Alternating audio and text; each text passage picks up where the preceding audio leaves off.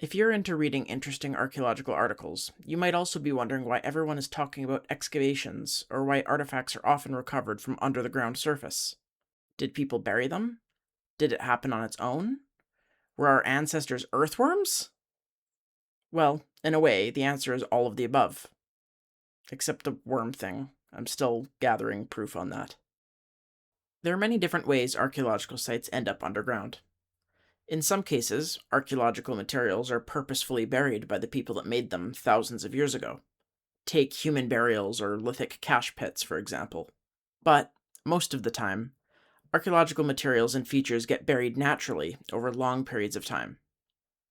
In order to start understanding this, let's first talk about the principles of stratigraphy.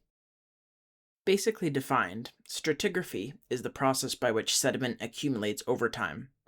Soils can accumulate by many different means, such as being moved by water, wind, volcanic eruption, or the decomposition of organics. A distinct layer of sediment is referred to as a stratum when singular, or strata when referring to multiple, but more on this later. The first principle of stratigraphy in archaeology is the concept of uniformitarianism. I know, that's quite the mouthful, that's why I wrote it out for you. This is the idea that the same natural laws operate the same way now as they always have.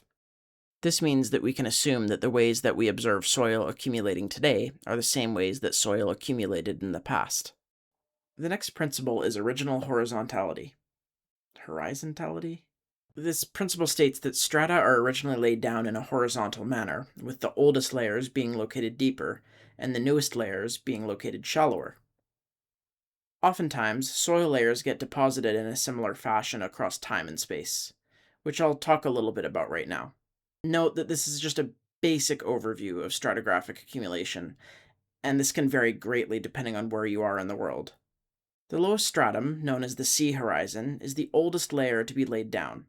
It is often composed of gravels or clay deposited by rivers, or it can be defined by the natural bedrock formation in an area. Over time, sediment arrives by being washed in by water or wind, and organic materials decompose, which causes the accumulation of a stratum on top of the sea horizon, known as the B horizon.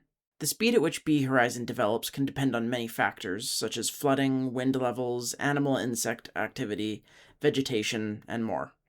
The most recently deposited stratum, known as the A horizon, is commonly known as the topsoil layer. It is usually generated by much more recent decomposition of organic remains, such as trees and grass. It's important to note that archaeological materials and features can be found in any of these strata, though most commonly are found in the B and A horizons. But, of course, this can vary depending on where you are in the world. The last principle I'm going to discuss is lateral continuity. This one is pretty simple. It states that the layers of sediment extended laterally in all directions can be assumed to be originally continuous, even if segmented.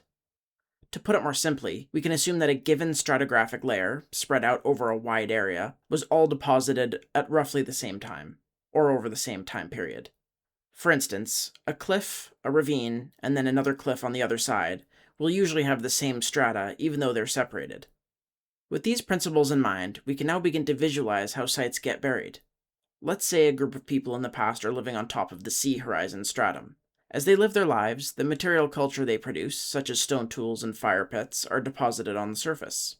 Over time, the sediment deposition processes that I discussed previously slowly cover up this material culture. Just like how we can assume that deeper stratigraphic layers are older, we can also infer that stone tools that are located deeper are also older. Though, again, this isn't always the case, but that's a whole different conversation. Now, in present times, archaeologists can come dig up these stratigraphic layers to recover the pieces of the past that were left behind. Hey everyone, thanks for watching the video. Don't forget to like, comment, subscribe, share the video. I really appreciate getting comments, so if you leave one, I'll definitely read it. Other than that, I have all of the sources that I used in this video put in the description below, so if you want to do some further reading, you can look at those. And maybe you can click on one of the videos that's on the screen right now, assuming I remembered to put those in there. Anyways, thank you all, and I'll see you in the next one.